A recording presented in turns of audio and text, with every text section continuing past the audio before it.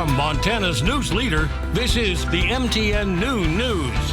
Good afternoon. Thanks for joining us on the Noon News. I'm Kelsey Boggs. Miller has the latest on our chances of a white Christmas. Plus, we'll have an update on a brutal shooting in Bozeman over the weekend. But first, we'll begin with Montana politics.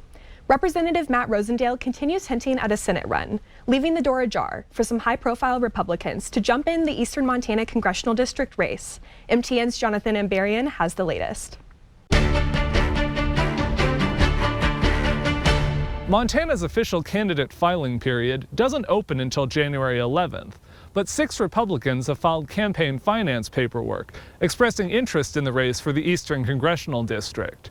2 of them are currently statewide elected officials, while the others will have to find other platforms to reach voters. State Auditor Troy Downing launched his campaign for the House last month, highlighting his time in the military and as a businessman. And Superintendent of Public Instruction Elsie Arnson has committed to remaining in an exploratory phase until Congressman Matt Rosendale officially says he's not seeking another term. But she's already touting her support for former President Donald Trump. Earlier this month, Joel Crowder, an attorney and former state legislator who lives in Billings, held a campaign kickoff with former Republican Governor Mark Roscoe, who's had disagreements with party leaders in recent years. They told MTN they think many voters are still looking for an alternative to polarized politics. I do believe that there are people looking for a new generation of leadership and that want to turn a page on the division and the anger that we're seeing in Washington, because it's not doing anything to balance our federal budget, to secure the border, or to help Montana agriculture and small businesses. Rick Holden is a rancher from Dawson County who was in the state legislature about 20 years ago. He says he wants to make sure agriculture has a voice in Washington, D.C., and he's been doing interviews in small towns across the district to share that message. Coming from the rural areas that I do represent,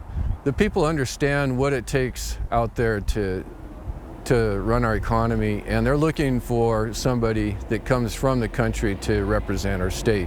Ed Walker of Billings served 4 years as a state senator. He says he's going to highlight his experience in the energy sector and in the legislature, and he believes all candidates will need to do the work to connect with voters. You know, Montanans in the eastern part of the state are really looking for a proven conservative, one with a conservative record, and one that is a Montanan who knows the issues and is able to get out amongst the people. Stacy Zinn is a first-time candidate, the former Drug Enforcement Administration supervisor for Montana. She says she's already made connections across the district through years of visiting rural communities and talking to residents about drugs and crime. My goal is to continuously to communicate to the public, but also open the door for communications from them. I feel like I will stand out that way of just getting boots to the ground and listening to people. I think we stopped listening. There's no guarantee these will be the only people to jump into this Republican race. Public Service Commissioner Randy Pinocci has told MTN he plans to file immediately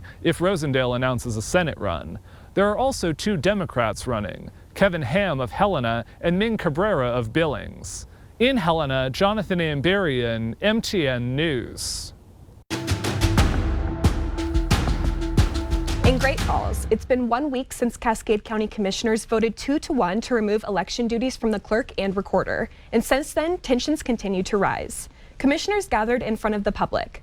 Clerk and recorder Sandra Merchant was called away for a family obligation and was unable to attend the meeting. Ray Gruhl-Koski said it was agreed upon that Merchant would help with the job descriptions, but since she was gone, didn't think it was necessary to move forward. I don't think that we should move forward without her input in solidifying a job description. I have had a chance to look at these job descriptions. Ours are so uncomfortable to me. They're so padded. Commissioners plan to meet Thursday. The superintendent for a small district in the Flathead has been charged with a misdemeanor after being accused of assaulting a student. According to court documents, Helena Flats K-8 School District Superintendent Andy Maharis allegedly assaulted a 12-year-old student in August while trying to stop a public display of affection in the school hallway. Court documents say the student walked away while Maharis was trying to speak with him, and the superintendent grabbed the student's arm to stop him. The student says after grabbing his arm, he grabbed his face and pushed him into a locker. Video from the school shows Maharis grab the student's arm, and both walk off camera. The superintendent pleaded not guilty and is working from home. Bad news for Billings Grizz fans trying to get to Frisco for the FCS championship game. A planned charter flight out of the Magic City has been canceled. University of Montana officials say they just didn't have the numbers, and the third-party organizer was forced to drop out. There will be charters out of Great Falls and Missoula, which include hotel, tickets to the game, and other events. also kicked off an online fundraising campaign to send the Grizzly Marching Band to the game. The NCAA does not allocate resources for marching band travel. Donations can be made through a webpage hosted by the Foundation. It's a big moment for Big Sky Resort as it celebrates the grand opening of its new Lone Peak tram. This new tram is the first one built in the United States since Jackson Hole built a tram in 2008. The old tram at Big Sky was installed 28 years ago. It only held 15 people, while the new tram's cabins can hold more than 70. It also travels twice as fast as the fastest lifts in Big Sky. And that's today's Leading Look.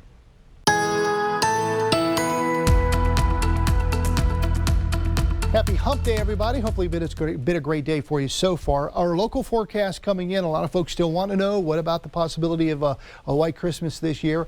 We'll take a look at that coming up. But first, what's going on across the U.S. today? Well, parts of Southern California, moderate risk of excessive rainfall through tomorrow. Parts of the western Gulf Coast, maybe some light rain today. And northern and central high plains, temperatures will be 15 to 25 degrees above average. We're seeing that around the region here. Today we're looking at highs 30s, 40s, and 50s for the next couple of days. And then you don't see it yet, but just off of your screen, coming in out of the Pacific, there is a Pacific trough that's going to make its way through the area as we approach the weekend. Does that mean we have a chance of snow and a white Christmas? Details coming up.